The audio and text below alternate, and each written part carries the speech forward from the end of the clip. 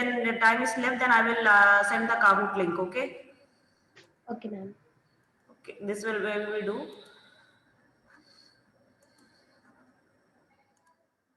Acid bases and salts में reaction of acid with metals वगैरह नहीं हुआ है, न्यूट्रलाइजेशन रिएक्शन नहीं हुआ है, ये आपको करना है. Okay, you should know that, and that's why I will finish that first and then I will move to the others. Okay, so let's start.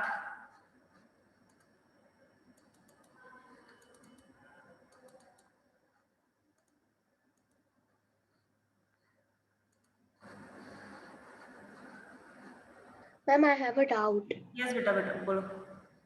Ma'am, if we use turmeric as an indicator to find acid or base, either the substance is acid or base, so ma'am, how we will find the turmeric's that it is acid or base? Turmeric is acid or base? Ma'am turmeric का कैसे पता चलेगा कि वो acid है या base है? Turmeric is not an acid और बेस बेटा. टर्मरिक वो आपका एसिड और बेसिक नेचर का नहीं होता बेटा. टर्मरिक एसिड बेस नहीं होता. न्यूट्रल. हाँ, न्यूट्रल. वो न्यूट्रल सब्सटेंस रहता है, इंडिकेटर रहता है. वो अपना किसी एसिड और बेस के प्रेजेंस में ही वो कलर चेंज करेगा. Okay ma'am. वो just wait second. That is not an acid और बेस. Remember that. तो किसी के सामने ये नहीं बोलना कि टर्मरिक जो है वो आपका एसिड या बेस नहीं है. ओके, सो अभी आपका एक इंपॉर्टेंट चीज, कोई भी इंडिकेटर एसिड बेस नहीं होता. कोई भी इंडिकेटर एसिड बेस नहीं, एसिड या बेस नहीं होता ना. नहीं, इंडिकेटर पे हम लोग एसिड बेस यूज नहीं करते. अब वो डिपेंड करता है. अब इंडिकेटर्स जो होते हैं वो बहुत सारे टाइप के होते हैं. जब आप हायर क्लासेस में जाओगे तो और भी टाइप के इंडिकेटर्स मिलेंगे. कुछ इंडिकेटर्स ऐसे होते हैं जो सेल्फ इंडिकेटर कहलाते हैं. सेल्फ इंडिकेटर का मतलब वो अपने आप ही रिएक्शन के दौरान कलर चेंज प्रोड्यूस करते हैं, ऐसा. Okay, okay ma'am. So this are the various. Yes. Ma'am, syllabus of chemistry. Yes. Final exam. आपको सिलेबस फ्लोट हो जाएगा. फिर भी in your course you will be having chemistry, acid bases and salts, physical and chemical change and effects of electric current. Okay. Yes, ma'am. 3 chapters. Yes, ma'am. 3 chapters you will be having. Ma'am, please write in chat. बेटा आपको syllabus float हो जाएगा, उसकी tension मत कर लो. आपको group पे float कर देंगे अभी. ओके, फाइनल से ग्रुप में फ्लोट कर देंगे स्कूल की तरफ से. ओके, सो आप उसका टेंशन मत लो. So the screen is visible to you all ना. सो यहाँ पे indicators topic I think it was done. Isn't that indicators? Yes, ma'am, it was done. Indicators. The indicators topic. Yes, ma'am, it is done. Yes. So in the after indicators topic, in the acid and base, you are having two things which you should know, that what are the reaction of acid and base. तो इस चीज को याद रखना कि अभी जो reactions बताऊंगी ना, अगर ये note down नहीं किए हो तो note down कर लेना. That means acid का जब हम किसी metal के साथ reaction कराते हैं, when we are reacting any acid with metal, it leads to the formation of salt and hydrogen gas. Okay, salt and hydrogen gas it will make. Okay, जब भी किसी एसिड का रिएक्शन होगा metal के साथ, तो वो क्या बनाएगा? सॉल्ट और हाइड्रोजन गैस बनाएगा. ओके, और ये जो है ये आपको, अगर जैसे अभी मैग्नीशिया, जैसे मैंने रिएक्शन चेंज कर दिया. अभी तो मैंने आपको बता दिया कि just 1 second बेटा, 1 second.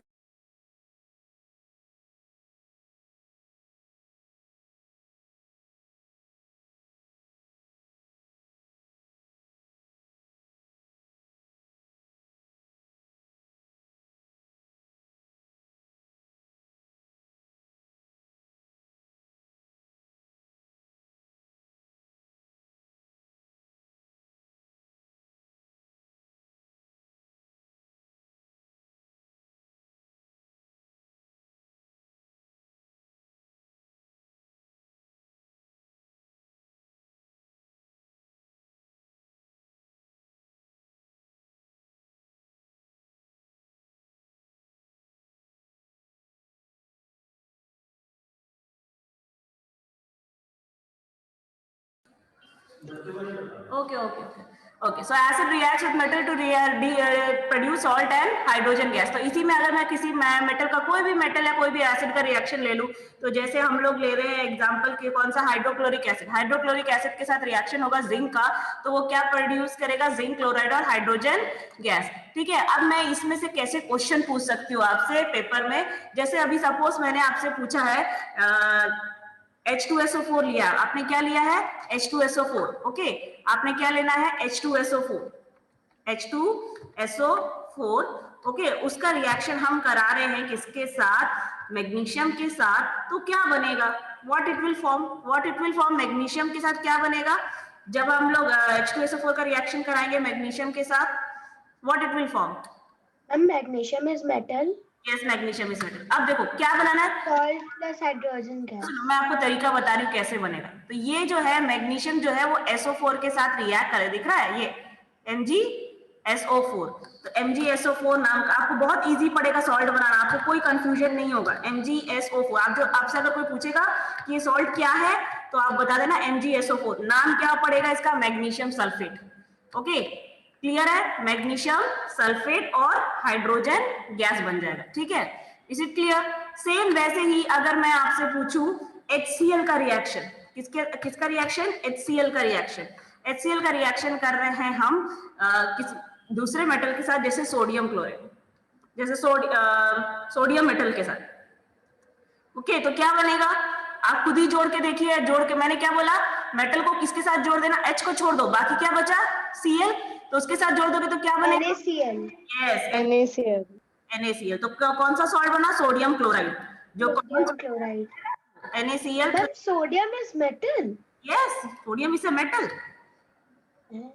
okay, so this is the how you have to make। तो अगर आपको ऐसा क्वेश्चन आता है MCQ में या कंप्लीट द रिएक्शन, तो आपको ये टॉपिक आ सकता है, मैं आपको पहले से ही बता दे रही हूँ, लेटर ऑन ये नहीं होना चाहिए कि ये हमारा पोर्शन में नहीं है, ऐसा है वैसा, all that should not be there, okay. So acid reacts with metal to give salt and hydrogen gas, okay, is it clear, understood everyone, yes ma'am, तो ये एसिड और मेटल जो है वो एसिड रिएक्ट करते हैं मेटल के साथ सॉल्ट और हाइड्रोजन गैस देने के लिए, और अगर बाय चांस आपको बोलता है कि इसमें कौन सा सॉल्ट मिलेगा, ये भी आपके लिए पहचानना बड़ी बात नहीं होगी, क्योंकि जब एसिड को आप मेटल के साथ रिएक्ट करोगे, आप क्या करना, मेटल को हाइड्रोजन छोड़ के बचे हुए पार्ट के साथ जोड़ दो, तो जैसे मैग्नीशियम को मैंने SO4 के साथ जोड़ दिया, मैग्नीशियम सल्फेट बन गया, सोडियम को यहाँ मैंने क्लोरीन के साथ जोड़ दिया, सोडियम क्लोराइड बन गया, ठीक है, क्लियर है। अब एसिड और बेस का रिएक्शन, जब किसी एसिड और बेस का रिएक्शन होगा, ओके, एसिड और बेस का, okay, there will be a reaction of acid and base, जब भी कोई एसिड और base react, stop doing the annotation work, acid and base gives what, salt and water, neutral, salt and water, क्योंकि इसमें क्या बन रहा है, न्यूट्रल सब्सटेंस बन रहा है, इसलिए इस रिएक्शन को हम लोग क्या बोलते हैं, न्यूट्रलाइजेशन रिएक्शन बोलते हैं, इस रिएक्शन को क्या बोलते हैं, न्यूट्रलाइजेशन रिएक्शन। याद रखना कि कौन कौन सा रिएक्शन बोल रही है, एक एसिड और का रिएक्शन विद मेटल्स, और एक एसिड और बेस का reaction which is also called as neutralization reaction, और न्यूट्रलाइजेशन रिएक्शन में क्या बनता है, सॉल्ट एंड वाटर, ओके, नैतिक कोई बात नहीं, ओके, तो आप इसमें न्यूट्रलाइजेशन रिएक्शन का फाइनल प्रोडक्ट क्या होता है, सॉल्ट एंड वाटर। तो अगर आपसे कोई पूछेगा एसिड और मेटल के रिएक्शन का फाइनल प्रोडक्ट क्या है, तो आप बोलोगे सॉल्ट एंड हाइड्रोजन गैस, और एसिड और बेस के रिएक्शन का फाइनल प्रोडक्ट क्या होता है, salt and water, okay, and this reaction is also called as neutralization reaction, इसको क्या बोलते हैं हम, न्यूट्रलाइजेशन रिएक्शन, इसको माइंड में रखना, ओके, क्योंकि आपको ऑब्जेक्टिव्स है, ऑब्जेक्टिव में आपको वन वर्ड भी हो सकता है, आपको फिलअप भी मिल सकता है, और आपको MCQ भी मिल सकता है, ओके। सो अगर आपको मैम, यस मैम, एसिड और न्यूट्रल का रिएक्शन क्या होगा, एसिड और न्यूट्रल का reaction, neutral means any neutral substance you are telling, yes ma'am, ma'am like water plus sulfuric acid, acid अगर मेटल्स वाटर के साथ रिएक्ट करते तो क्या बनेगा, जैसे एक न्यूट्रल, वो डिपेंड करता है कि आपने सब्सटेंस क्या लिया बेटा, जैसे कि अभी मैं सोडियम का रिएक्शन कर रही हूँ किसके साथ, वाटर के साथ, मौलिक, अब सबको पर्सनली बोलना पड़ेगा क्या, मैं छोटे बच्चों को जैसे एनोटेशन डिसेबल करूंगी,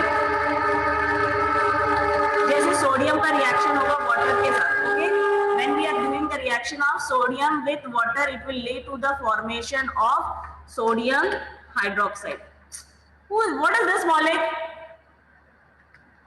Sodium hydroxide. Okay, it will lead to the formation of metal hydroxide. It will lead to the formation of metal hydroxide and hydrogen gas. ठीक है, वो डिपेंड करता है कि आपने प्रोडक्ट क्या लिया है. ओके, आपने वाटर लिया तो कोई और प्रोडक्ट बनेगा, और आप अगर मतलब ऑक्सीजन ले रहे हो तो कुछ और बनेगा. जैसे अगर सोडियम उसमें मैम, यस मैम एनोटेट का ऑप्शन ही हटा दो ना.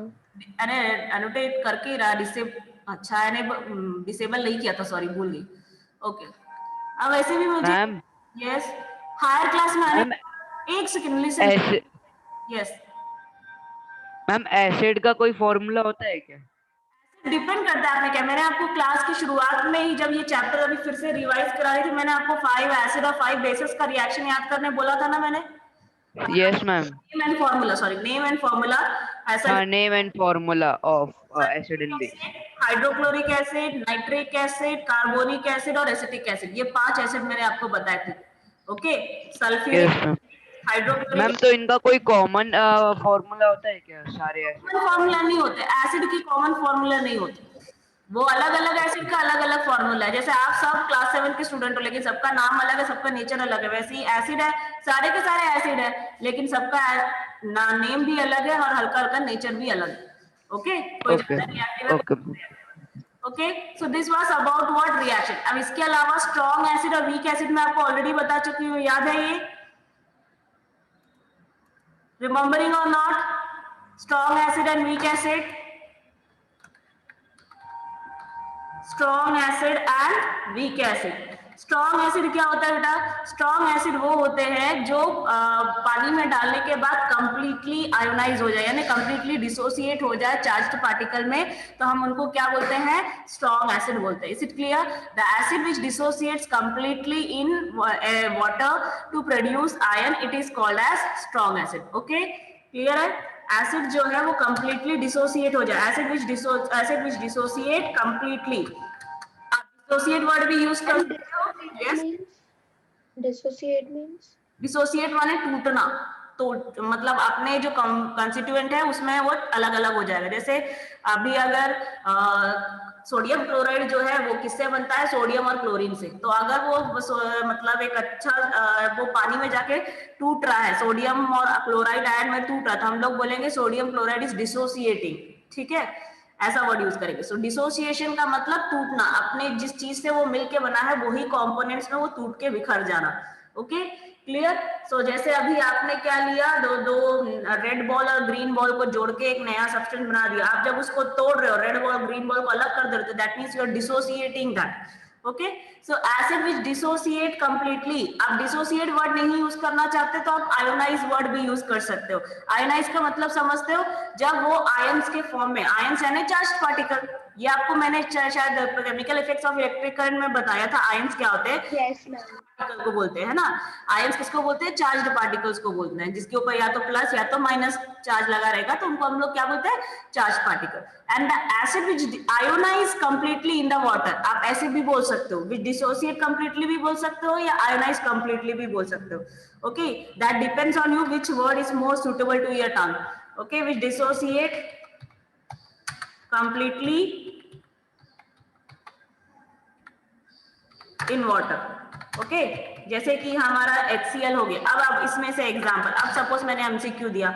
एमसीक्यू में आपको पहचानना है कि कौन कौन सा एसिड स्ट्रॉन्ग है. तो ये जो एसिड बता रही हूँ ये सारे के सारे स्ट्रॉन्ग एसिड है. ओके, HCl, ओके, फिर HNO3, ये भी नाइट्रिक एसिड, ये भी स्ट्रॉन्ग एसिड है. H2SO4, मैम वो @ का साइन आ गया है. H2SO4, ये भी स्ट्रॉन्ग एसिड. ठीक है, तो अगर ये 3 एसिड आपके एमसीक्यू में किसी में आते हैं तो ये समझ जाना कि ये स्ट्रॉन्ग एसिड. ठीक है, और अगर वीक एसिड की बात की जाए, वीक एसिड क्या होता है? Weak acid is, what is weak acid? When we, lemon. हाँ, उल्टा, जस्ट उल्टा कर दो इसको उल्टा कर दो. which do not dissociate completely, वो जो या फिर partial dissociation होगा. partial मतलब थोड़ा बहुत. okay, which partially dissociate in water, which partially dissociate in water.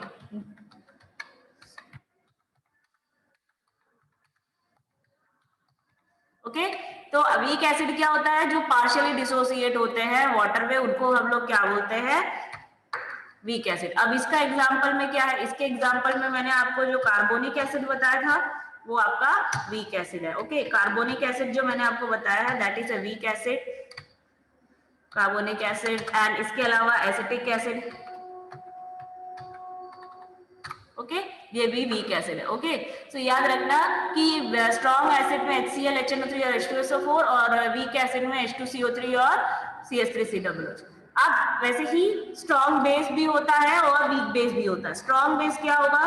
जो स्ट्रॉन्ग एसिड का डेफिनेशन है सेम वैसे ही स्ट्रॉन्ग एसिड का जो डेफिनेशन है वही स्ट्रॉन्ग बेस के लिए लगेगा। मतलब जो बेस पानी में कंप्लीटली टूट जाए, ओके, पानी में डालने के बाद अगर कोई बेस आयंस के फॉर्म में कंप्लीटली बिखर जाता है तो उसको हम लोग क्या बोलते हैं? Strong base. और वीक बेस क्या होगा? जो पार्शियली डिसोसिएट होते हैं उनको हम लोग बोलते हैं वीक बेस। ठीक है, तो स्ट्रॉन्ग बेस के एग्जांपल में हम क्या ले लेते हैं? जो आपका एग्जांपल ले हमने देखा अभी तक से, Na, सोडियम हाइड्रोक्साइड,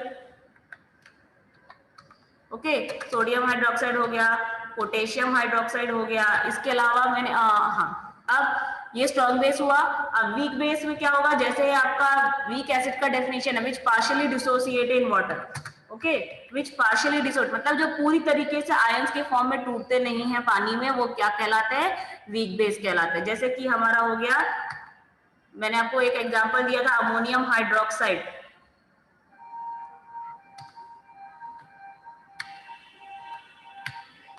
Na मतलब सोडियम ना? ए मतलब सोडियम, एन मतलब नाइट्रोजन, ओके। और दूसरा है कैल्शियम हाइड्रोक्साइड। कैल्शियम हाइड्रोक्साइड मैंने आपको उस दिन बताया था ना, लाइम, क्विक लाइम, याद है बेटा? जो बता रही हूँ भूल मत जाना, नहीं तो फिर बाद में वो एग्जाम के समय दिमाग को आप सोचोगे कि क्या बोल रही है madam. So this is the what? Weak base. Okay, तो वीक बेस में ये आ गया आपके, तो ये आपका क्या हो गया? स्ट्रॉन्ग एसिड और वीक एसिड, स्ट्रॉन्ग बेस और वीक बेस। तो स्ट्रॉन्ग एसिड वो होता है which dissociate completely in aqueous solution, या फिर पानी में कंप्लीटली टूट जाए।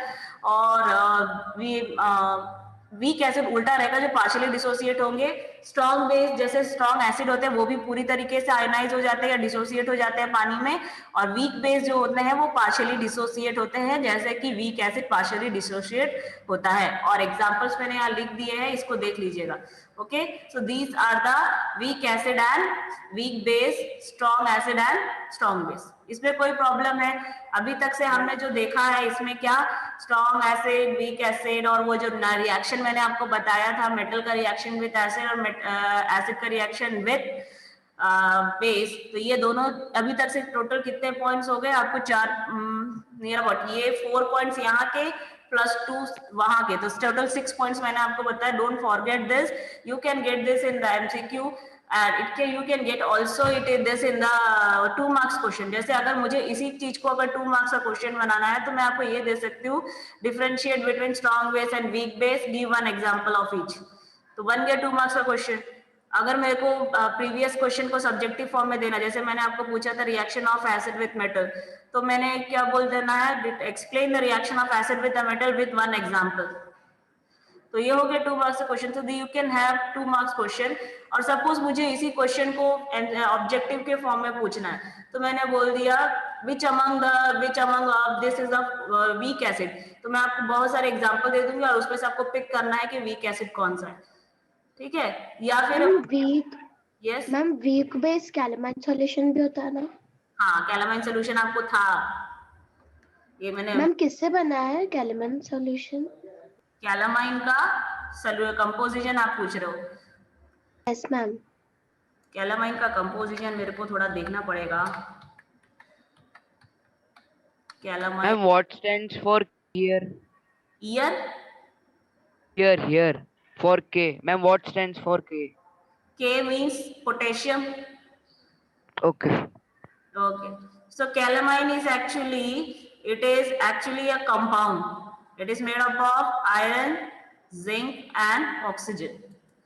Okay, आयरन, जिंक और ऑक्सीजन का मिक्सचर होता है। ओके, कैलामाइन का अगर हम लोग देखेंगे, कैलामाइन का अगर केमिकल नेम देखेंगे तो उसका केमिकल नेम होता है,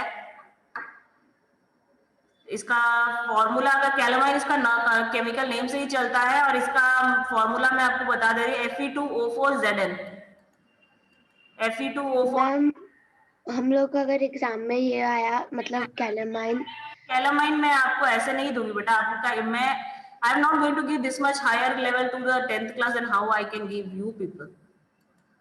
ओके, जब थैंक यू मैम। 10th के लेवल का नहीं है तो फिर मैं आपको कैसे दे दूंगी लोअर क्लासेस में 7th में। ओके, कैलामाइन का फॉर्मूला ये है Fe2O4Zn। ओके, तो यहाँ पे बस याद रखो कि एसिड और बेस क्या होता है, जहां जरूरत है थोड़ा ज्यादा पढ़ने की वो मैंने आपको बता दिया, रिएक्शन ऑफ एसिड विथ, वो जो बताया ना रिएक्शन, वो याद रखो और इंडिकेट। अब हाँ, अब मैं इसी में से अगर मैं यही चीज अगर मैं आपको बोल रही हूँ कि अब देखो, इसको मेरे को थोड़ा हायर लेवल का क्वेश्चन बनाना है आपके लिए, 5 मार्क्स का क्वेश्चन बनाना है या फिर 2 मार्क्स में ही थोड़ा कंफ्यूजिंग क्वेश्चन बनाना है, ठीक है। अब मैं आपको बोल रही हूँ कि एक मैंने एसिड और बेस का मिक्सचर बनाया है, ठीक है। क्या करा है मैंने, एसिड और बेस का मिक्सचर बनाया, लेकिन इस बार मैंने क्या किया, आई टुक सल्फ्यूरिक एसिड, ठीक है, और मैंने इसमें डाला है कैल्शियम हाइड्रोक्साइड। क्या डाल दिया, कैल्शियम हाइड्रोक्साइड। कैल्शियम हाइड्रोक्साइड क्या है, बेस है।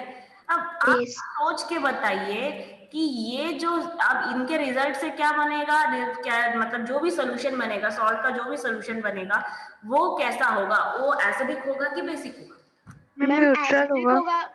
मैम एसिडिक होगा क्योंकि मैम इसमें स्ट्रॉन्ग एसिड है और वीक बेस है।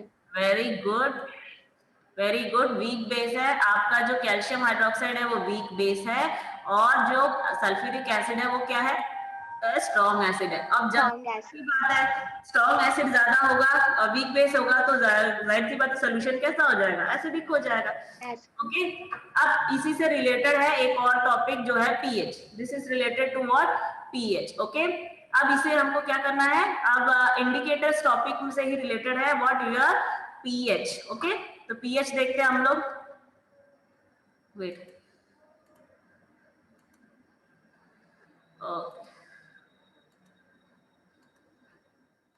तो पीएच में क्या रहेगा, पीएच जो रहता है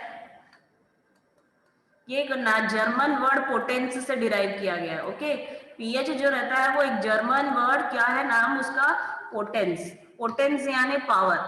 ओके, पोटेंस यानी होता है पावर, और पावर यहाँ पे किसका पावर, हाइड्रोजन आयन का पावर। ओके, जो भी हाइड्रोजन आयन है उनके पावर को हम लोग क्या बोलते हैं यहाँ पे, पोटेंस। ओके, किसका पावर चेक करना है हमको, हाइड्रोजन आयन का। यानी पीएच जो होता है वो डायरेक्टली हमको बताता है कि दिए गए सोल्यूशन में हाइड्रोजन आयन ज्यादा है कि कम है। अभी हाइड्रोजन आयन कौन रिलीज करता है भाई, एसिड रिलीज, ठीक है। एसिड रिलीज करते हैं क्या, हाइड्रोजन आयन। एसिड रिलीज करेगा हमारा हाइड्रोजन आयन। ओके, अब एसिड रिलीज करते हैं हाइड्रोजन आयन, यानी कि हम पीएच देख के ये बता सकते हैं कि दिया गया सोल्यूशन ज्यादा एसिडिक है या बेसिक है। ओके पार्श, दिया गया सोल्यूशन जो है वो ज्यादा एसिडिक है या बेसिक है। ओके, तो अब यहाँ पे जो पीएच होता है वो डायरेक्टली प्रोपोर्शनल नहीं रहता, inversely proportional. Do you understand, ये लास्ट क्लास में बताई हूँ क्या ma'am? What? This I have told you in the last class, no ना, नो नहीं बताया। जो पीएच जो रहता है वो इनवर्सली प्रोपोर्शनल रहता है, किसके, इनवर्सली प्रोपोर्शनल का मीनिंग समझते हो आप लोग, what do you understand by P inversely proportional? Ma'am don't know. No ma'am. PH जो है इनवर्सली, डायरेक्टली प्रोपोर्शनल का मतलब, अगर जैसे अभी मैं बोल रही हूँ कि this pencil is directly proportional to rubber, suppose ऐसा बोला मैंने, तो मतलब डायरेक्टली प्रोपोर्शनल का मतलब होता है एक अगर बढ़ेगा तो दूसरा भी बढ़ेगा, अगर एक अगर डिक्रीज होगा तो दूसरा भी डिक्रीज होगा, ठीक है। और इनवर्सली प्रोपोर्शनल का मतलब होता है कि एक बढ़ेगा तो दूसरा घटेगा, समझ में आया।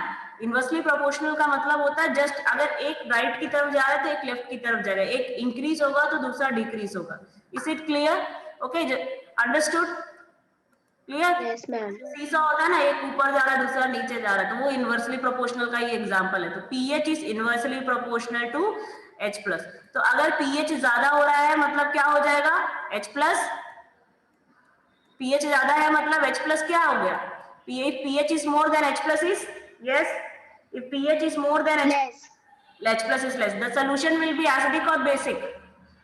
The solution will be less acidic or basic? Ma'am समझ नहीं आया ये आप जो बता रहे हो ना। मैंने क्या बोला, अगर pH जो है वो ज्यादा रहेगा, if I am talking and saying that pH is more, if pH is more then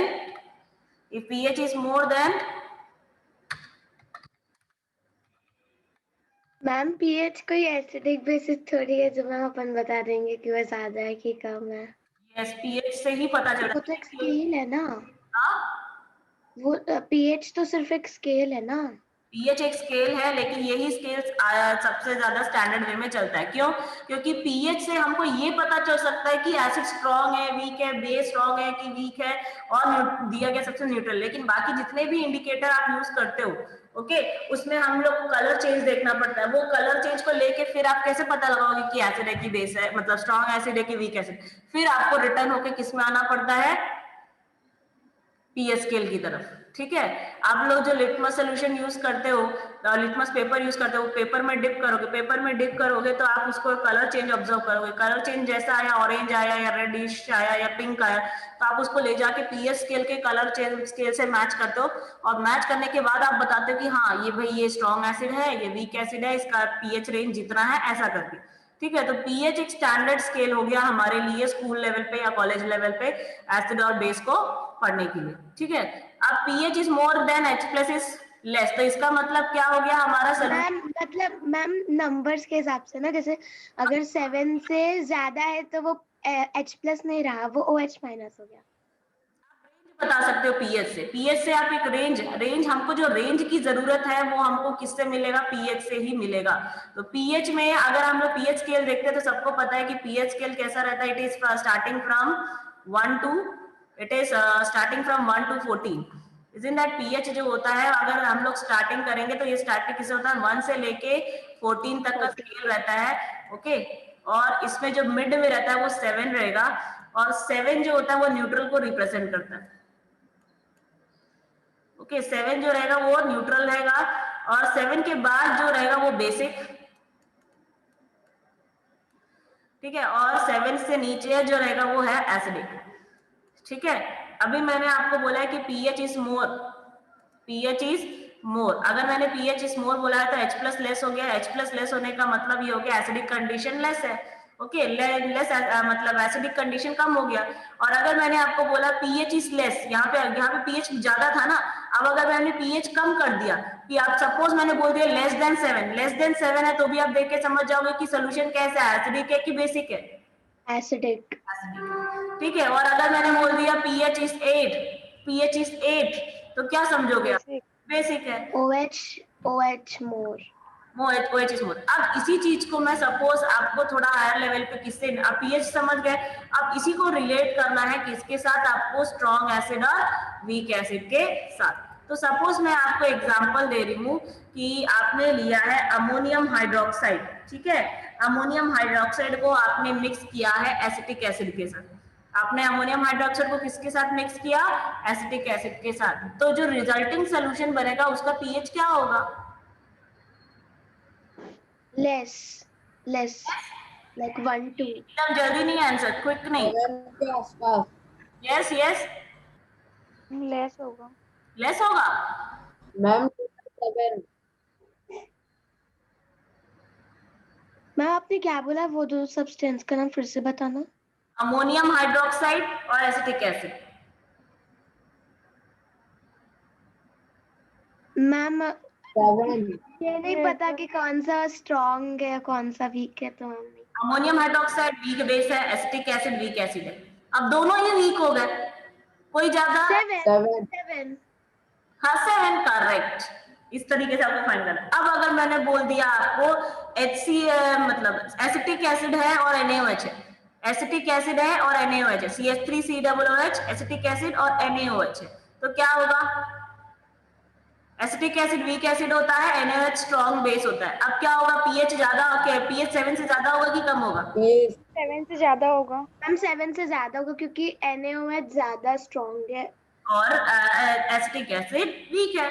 तो इसी तरीके से आपको क्वेश्चंस आ सकते हैं ट्विस्टेड फॉर्म में। Is it clear? Okay, twisted form में, वो भी बड़ी कोई बात नहीं है, लेकिन जो आपको मैंने 5-6 एग्जांपल्स बताए हैं, एसिटिक है मतलब स्ट्रॉन्ग एसिड, वीक एसिड और एसिड और बेस के जितने भी एग्जांपल बताए उसको याद रखो, बाकी आपको कुछ टेंशन लेने का जरूरत है। ये कंसेप्ट अगर आपको याद रहेगा तो आप कुछ भी सॉल्व कर सकते हो इससे टॉपिक से रिलेटेड। सपोज अभी इसी क्वेश्चन को मैंने आपको थोड़ा सा और एक्स्ट्रा कर, अब इंडिकेटर से जोड़ रही हूँ, ठीक है, मैं क्या कर रही हूँ, इंडिकेटर से जोड़ रही हूँ, ठीक। अब मैंने आपको बोला है NaOH लिया आपने, you have taken NaOH, okay, इसको हमने डाला है किस पे, एसिटिक एसिड में डाला है, ठीक है। तो आप इसका आप जो रिजल्टिंग सोल्यूशन बना है, ठीक है, जो भी रिजल्टिंग सोल्यूशन बना है उसका आप पीएच बताइए, और साथ ही साथ ये बताइए कि इस सोल्यूशन में अगर मैं फिनोप्थेलीन डालूं तो क्या होगा, फिनोप्थेलीन डालूं तो क्या होगा। फिनोप्थेलीन समझ याद है, फिनोप्थेलीन इंडिकेटर, यस मैम फिनोप्थेलीन डालूंगी तो क्या होगा, टेल मी। NaOH है, एसिटिक एसिड है, इसमें आपका पीएच क्या होगा, और पीएच होने के बाद आपको इसी सोल्यूशन में अगर मैं फिनोप्थेलीन डालूं तो क्या बनेगा, कौन सा कलर मिलेगा? ब्लू फिनोप्थेलीन ब्लू कलर का है? नो, NaOH और एसिटिक एसिड, ये बेस है, एसिटिक एसिड क्या है, वीक एसिड है, तो जाहिर सी बात है सोल्यूशन जो भी बनेगा उसका पीएच क्या होगा, more than 7 मोर देन 7 यानी कि बेसिक हो गया, मोर देन 7 आया, यहाँ पे पीएच जो है it will be more than 7, okay. Reddish colour. And फिनोप्थेलीन gives pink colour with the base, याद है, and colourless with N acid, भूल गए जल्दी इतना, pink colour with the base and colourless with N acid, okay. तो इस तरीके से क्वेश्चन हो गया। अब भाई इसी क्वेश्चन को मैं 3 मार्क में दे दूंगी तो क्या आप नंबर छोड़ दोगे? नो मैम बहुत इजी है, लेकिन आपको जो क्वेश्चन, जो 5-6 एग्जाम्पल बताए बस उसको याद रख लो बेटा, बाकी सारे क्वेश्चंस आपको सॉल्व हो जाएंगे, ठीक है। तो इस तरीके से इस जो एग्जाम्पल्स बताए हैं वो याद रखना, बिल्कुल नहीं भूलना, ठीक है। In the next class if I am giving you taking count from you, so I will be in the MCQ I will be asking some of this type of questions, okay. Is it clear? Time over हो गया। हाँ हो गया, चलो ठीक है, आज की क्लास यही एंड करते हैं, okay. So I am ending my class here. Next class get prepared, I will finish the remaining topics of this particular chapter, थोड़ा सा एसिड रेन बचा है बस, and then we will play count from this, okay, clear? bye ma'am have a nice day nice day बेटा, nice day, Bye, ma'am. Bye.